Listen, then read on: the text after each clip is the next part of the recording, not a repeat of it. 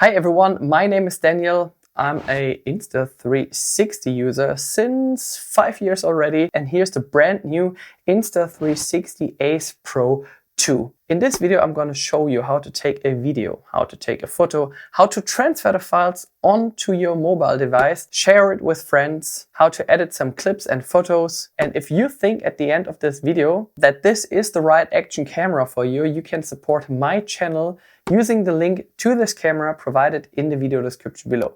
You can also buy the accessories like a magic arm, the memory card, a power bank, and many more things.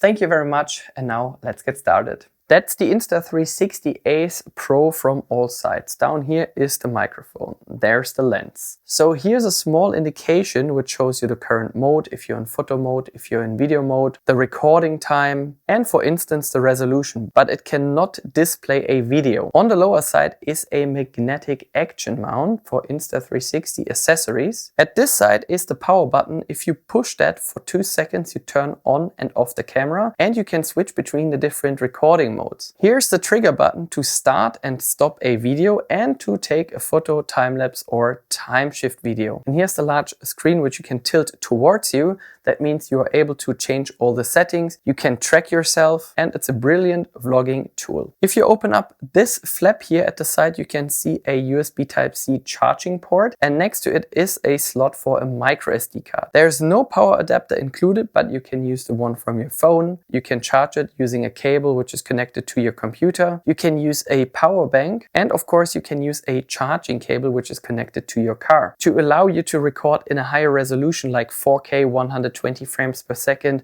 or even 8K, I can recommend a fast writing memory card. Otherwise you will struggle because you have long buffer times. To get this card into your camera, make sure the pins on the lower side are facing the USB Type-C port. And on the other side, you will find a battery compartment. If you don't have a power bank and you want to be on the safe side, I can recommend to get a second battery. Make sure the pins are facing the right direction and you can get this battery back in place like shown here. So the first thing we're gonna do is turning on the camera, push the power button for about 1.5 to 2 seconds, and the camera will turn on.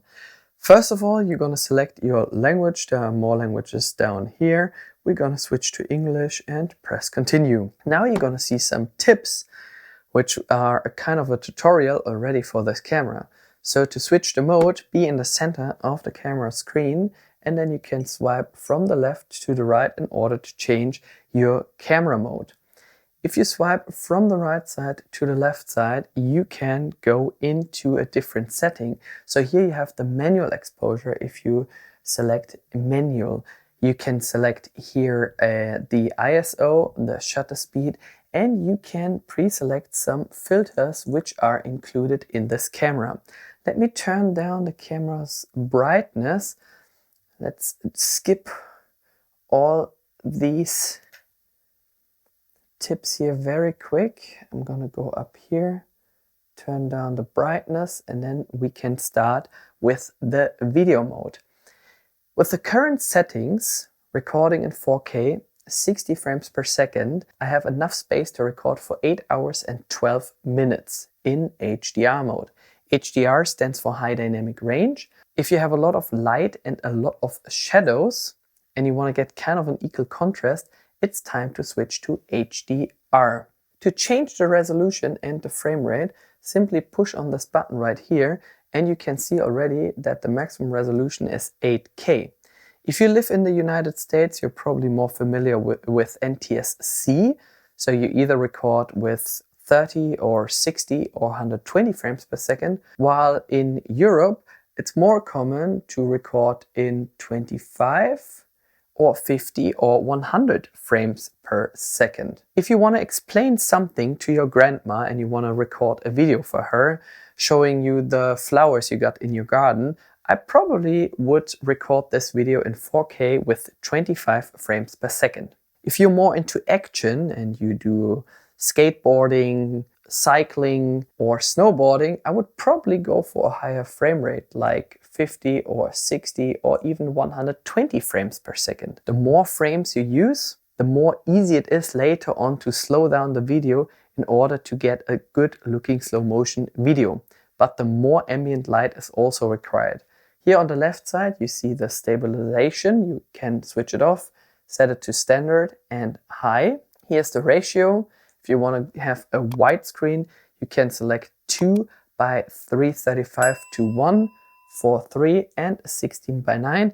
And if I would turn the camera now to portrait mode, I could record myself in a 9:16 ratio. You have a duration, which goes to maximum 3 hours. So if you want to limit the time of the recording, you can do this as well. Let me show you something. If we would now record in 4K with 120 frames per second, we can do this for another 4 hours and 14 minutes. If I select now a different frame rate, I have another 8 hours and 12 minutes left on this memory card here. If you double tap, you can use the clarity zoom function, so the image quality stays the same since we do have an 8K sensor built into this camera. You can change the field of view down here, so that's action view. That gives you a maximum, if I remember correctly, of 157 degrees diagonal. So if you have that camera mounted on a chest mount and you do snowboarding, for instance, you have a super wide field of view. If I record myself, I would either use Mega or Ultra. And if you record buildings, I would either go for dewarp or linear in order to tighten all these edges. Like to record in a log profile, that's possible as well. You see that right here. So if you're more into color grading, you can switch that on and you get a flat color profile. Down here, you can change the white balance, ISO shutter speed, and Insta360 included in combination with Leica many filters that you can put straight onto your video footage without doing any color grading in post. To start a video, you simply push this trigger button here once. The first time you do this, you will see a tip. Let me skip this here very quick. And now you can see a feature that, in my point of view, has no other action camera out there, and that's the pause function. So what I could do now, I can take a photo in between while recording a video, and I can pause this clip now. So I can change now the location and continue recording without having multiple clips. So that's still one clip and there is no need for you to edit all these clips later on together. And if you want to do a full stop, you need to push this button on the lower right side. And now we come to a special feature. So if I swipe from the left to the right, you can see that clip that I just took. And from here, let's say I forgot to record something which is supposed to be behind this clip here, I can continue to record having the same clip at a different spot. How cool is that? The maximum field of view that you can get here on this action camera down here at the really busy road in Cologne, and there's a lot of wind, and that's another internal microphone test of this action camera. If you go to your audio settings, there's a point called voice enhancement, and that's what I'm trying out now. It's pretty windy here in Cologne, so with a bit less wind here, voice enhancement feature of the Insta360 Ace Pro. Good morning everyone, here from Offenbach, the city next to Frankfurt am Main, Germany, which is like almost the center part of Germany.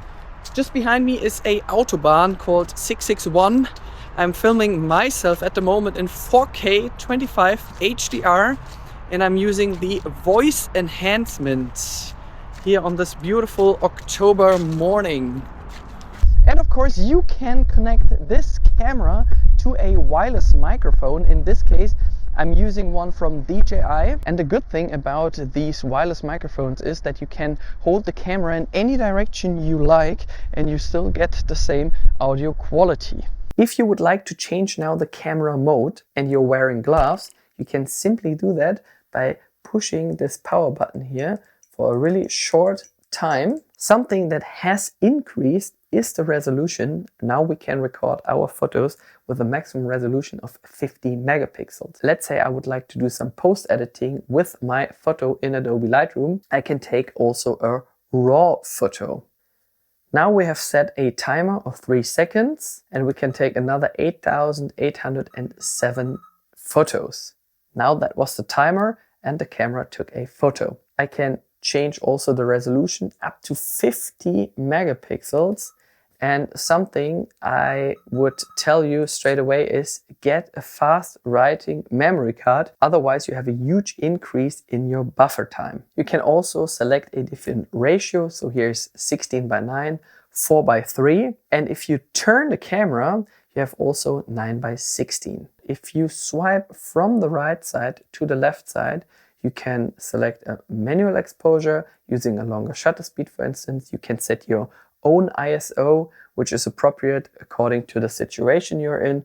Or if you just want to take a photo and you have no clue about photography, you can leave that in auto mode. The next mode is interval. That's basically the same as a normal photo mode, but right here you can select an interval of maximum 2 minutes. So that's 120 seconds. Minimum 1 second. And that's useful maybe if you would like to put all these images later on together into a time-lapse. And the next mode would be burst photo. Here's the maximum resolution, 12.5 megapixels. You can select a timer. And what that means is you can take a maximum of 30 pictures in 10 seconds. Here you can take 30 pictures in 3 seconds. And the minimum would be 3 photos in 1 second. Make sure anytime you would like to use one of these features that you're using a memory card with a fast write and read speed. Otherwise, this process here takes forever. Then there is Time-lapse, a really great feature where the camera is taking a photo or a video, is up to you, of the night sky. You can select a ratio, you can select the format, you can select a duration. And the main difference between a normal time-lapse and a Time-lapse is the exposure time. Do this only where you don't have so much light pollution, otherwise your video does not look great. So if you're somewhere in the mountains and there's no city around and you have clear skies, that's one occasion where I would use this feature here. Next one is slow motion, which is possible in 1080p with maximum 240 frames per second. You can select also 2.7K and 4K with maximum 120 frames per second. You can set your stabilization mode to high or standard. You can select a ratio. You can select a duration. And the difference between a normal video with 120 frames per second and a slow motion clip with 120 frames per second is that on a normal video you still have audio, and while recording here in slow motion you have a video which is already decelerated and there's no audio. Then there is a loop recording, which is a nice feature if you're more into sport or action photography or filming. So let's assume you want to take a nice video while you do a trick on your skateboard, but you don't want to record for 3 hours or something. You want to limit the recording time of this camera. And what the camera does, it basically takes an infinite video of, let's say, 3 minutes. You can take also a video of 5 minutes, and the video will always continue at the beginning once you pass that 5 minutes. So it won't be longer than 5 minutes.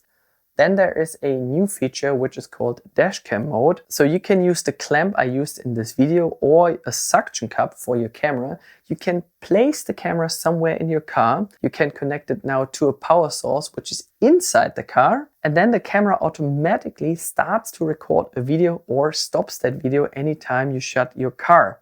That's possible in 4K with maximum 30 frames per second, and it's a loop space. So if I push next, you can limit the recording time of that clip.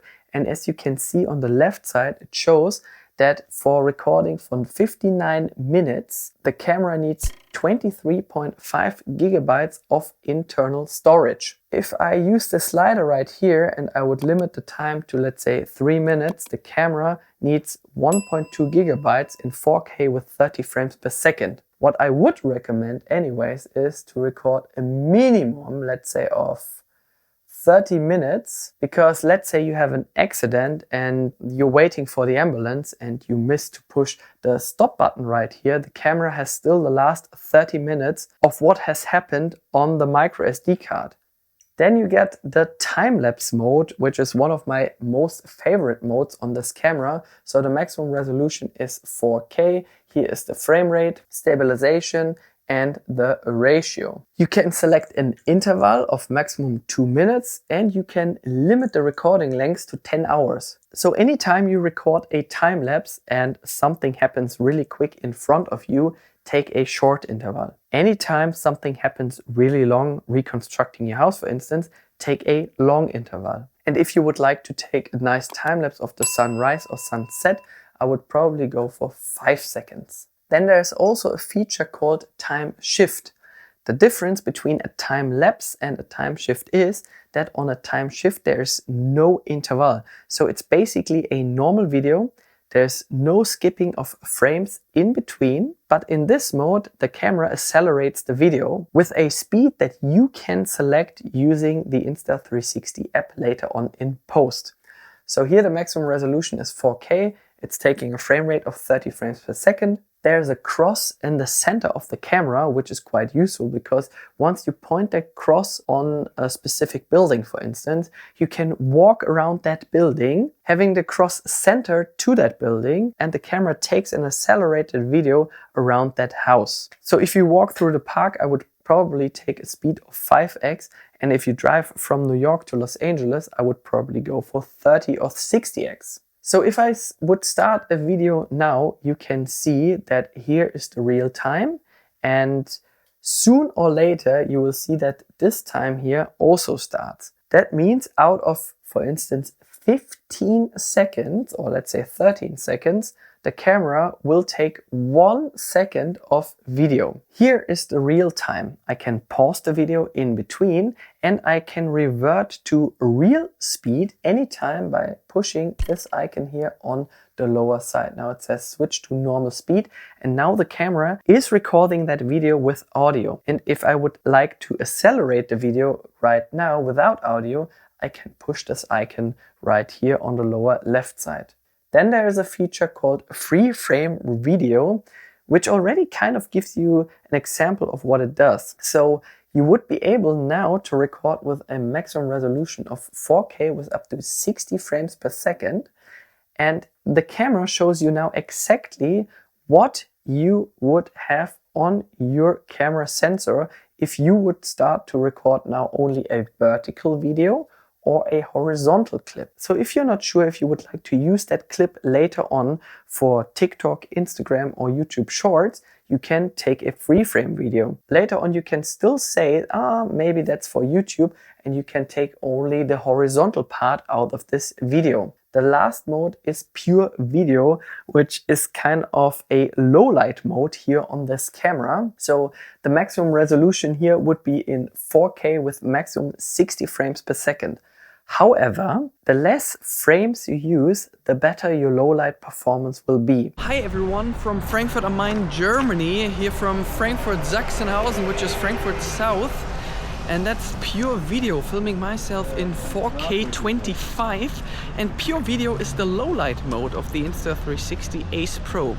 And the special thing compared to a normal video mode is that all the dark spots are getting lighted up, so you will see all the details. And if you look at these light commercials right here, usually they tend to be overexposed, but you can still see all the details. They're pretty sharp and they're not overexposed thanks to artificial intelligence. 50, 40, 30, 20, 10. Let's say sometimes you're switching between different frame rates and resolutions, and for instance field of views, and you want to save that in order to save some time later on in post. So let's say for my next biker trip I would record a video in 4K with 60 frames per second. I would like to use the action view. I tap on this camera icon right here, select preset, and then I push this plus button right here. So then I can select that's my biking mode, and then it saved everything that you have just selected into a new preset, which saves you some time later on in post if you would like to use different presets for different occasions. If I double tap on the screen, I have a zoom function, and if I swipe from the left side to the right side, I can play back my files. I can also continue now a clip at a different spot without putting these clips later on together by pushing this button right here. I can mark my clips as my favorites. I can see the resolution and the frame rate down here. I can delete this clip here from the micro SD card, which is inside the camera. And I can also select multiple clips that I would like to delete from my camera storage. Let's jump into the camera's menu here very quick. One feature that I can recommend to you is this one here. That's quick capture. Let me show you what it does. So the usual mode to start the camera is to push that power button for about 1.5 to 2 seconds. Let's say you see something, and once you turn on the camera, it was pre-selected for photo mode, for instance, but you want to take now a video. You can push this button right here, the trigger button. The camera will turn on. It starts to record now a video automatically, instantly, without pushing the power button. And once you push that button again, it saves that clip and the camera will shut down after 5 seconds. Here's an orientation lock, so if you turn the camera in a different direction and you don't want to have these icons flip, you can do a rotation lock. Here is gesture control, so if you're wearing gloves or the camera is set on a tripod and you want to start a video, stop a video, take a photo, you have now gesture control. That's a feature that the Ace Pro had also. Here is the AI assistant, which is great because it marks the highlights in your videos. There's also pre-recording, which is possible with a maximum length of 60 seconds. So that means the camera is always recording the last 60 seconds, or we can also use 15 seconds, until you push that trigger button here. You have a battery saving mode, you have an underwater mode. You can lock that screen if you swipe from the right to the left. You have also a grid, which are these lines right here. You have voice control, different settings for your microphone. You can adjust the brightness of your screen in order to save some battery. And then you have a nice feature, which is this one here, because that is timed capture. You're sleeping in your tent and it's super cold outside and you don't want to wake up at 2:30 in the morning in order to take a nice star-lapse video of the night sky sleeping in the Alps or the Rocky Mountains. The camera will do that for you. Make sure it is connected to a power source, like a power bank, for instance. And then the camera takes a star-lapse with 12.5 megapixels. It will do that in ultra view. We will repeat this only once, and I would like to use a shutter speed of 10 seconds. Then you can go to bed and the camera does the rest for you while you were sleeping. Here is Bluetooth remote. You can connect your wireless headphones to that camera and you can use the microphone of your wireless headphones for your video. Let me show you something. Here is the audio recording device, and if you jump to audio settings, you have 3 different modes in normal video mode and 2 modes while recording a pure video. Let me show you what each individual mode does. If you are in your audio settings, there's also a point called stereo, and that's what I'm trying out now here at the Rhine River in Cologne, western part of Germany. So if you go to the audio settings, there's one point that is called voice enhancement or audio enhancement, something like that. And that's something I would like to try out. Last but not least, the lower right side, as you can see here, is the camera's firmware. If we go to general, we have the sound tones, Then we can have the indication lights selected off. That is useful if you place your camera somewhere behind a window and you don't want to have the reflections while recording a time lapse, for instance. Vibration is selected on. Bluetooth wake up, one important point, to wake up the camera using your phone. You can select your front screen to off if you don't want to have that reflecting either. You can customize your power button. Image settings, so here you can change between 50, 60 Hz or leave it to auto. You have a video encoding, H.264 or H.265. Then you can change the bitrate. I would definitely use a higher bitrate. It takes more memory, but you get a more crisp looking video. Then you get Wi-Fi settings. You can format your SD card. Here you can select a different language, time, reset the tutorials, reset the camera if you want to resell it. I hope you enjoyed watching this tutorial so far. If you would like to support my channel, you will find the camera, the memory card, the mobile charger, the suction cup, and all the accessories I used to make this video possible in a link provided in the video description. Now let's continue. Now we will connect our phone to this camera. The first thing you should do is turn on Wi-Fi and Bluetooth, download the Insta360 app, which is available for free, and the connection between your phone and the camera, you have to confirm it on your camera as well. One important reason for you to connect this camera to your phone is, first of all, you can transfer the files straight away onto your phone and to make firmware updates. The first question I usually get asked is how to remove the watermark on my exported footage. Go to settings, scroll down, and on this side here you'd see these two toggle buttons. If they are disabled, you won't see a watermark on your final image anymore or on your video. Select the camera right here, and I'm just going to show you very quick because we talked about that already. So if there are 3 bars down here, you see all the modes that you have in one place, and make sure to scroll down because there are 3 more. So up here you can select the filters for your video if you require some filters. Then you get here the field of view, which you can select right here.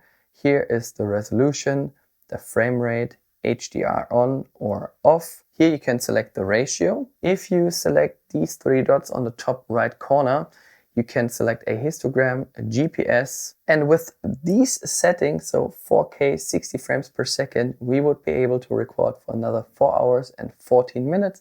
And here's an indication of our current battery status, which is 93%. Down here, you can go into the manual mode. So if you ever want to expose your footage manually, let's say you want to have a fixed shutter speed, for instance, fixed white balance, or if you want to use a log profile, you can do this right here, or you can keep it in auto if you don't want to change the settings. That makes sense, correct? Then you have these 3 bars right here. You can limit the video length right now. And if you know for sure that you don't want to record longer than 5 minutes, you can select a limit for your video down here. And if I jump into the photo mode, it's the same principle. Up here are the filters, the field of view. Here you can select your resolution. Here you can select if you want to shoot just a JPEG or plus a RAW. Up here is a histogram, a GPS, and down here the manual exposure or auto exposure. And if you select this icon right here, you can select a timer. So for each individual mode, these bars here are adjusted. So for photo mode, it's a timer. That makes sense. Now we took a photo together, and if I jump, for instance, into the interval mode, and if I select these bars right here, you can select a duration for the interval or a recording length for that interval. If I jump into the next mode, a burst mode, these bars here are adjusted. So you can select a timer for that burst. You can select the number of burst photos. And if you want to have a pre-recording for Star-Lapse, it makes sense to adjust the recording length, the export type, and if you would like to use a timer.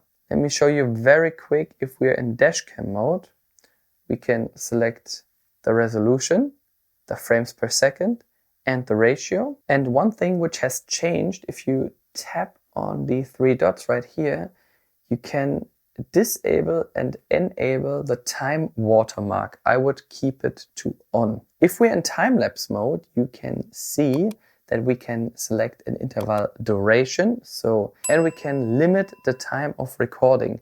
I would keep that to no limit, because it might be that you will miss the sunset because you messed with the time right here. If you tap on this small icon on the lower left side, that was the last photo that we took together. If I go back and tap on albums, you can see the footage I took already with this camera. So I can select 1, 2, 3, 4.